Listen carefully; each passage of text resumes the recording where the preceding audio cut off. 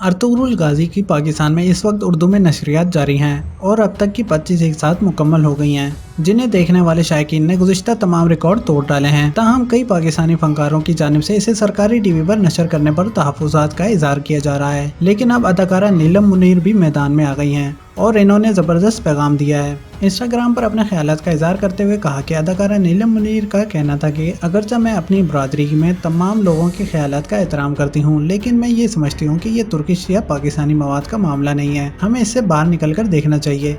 ये इस्लामी मवाद है जिसमें बहुत ही ज़्यादा हिकमत है और ये हमें मुसलमानों की तारीख और इक़्तिदार के बारे में मालूमात फराहम करता है। इन्होंने इंसाफ के क़याम के लिए अपनी जानें कुर्बान की और अल्लाह के रास्ते पर चलते रहे। ये ऐसा ही है जैसा कि आप कोई मुसलमानों की तारीख पर लिखी किताब पढ़ रहे हैं। आए इस्लामी विरसे पर फ़ख्र करें और ऐसा ही मवाद पाकिस्तान में भी बनाने के जज्बे से काम करें जिस पर हम भी फ़ख्र कर सकें।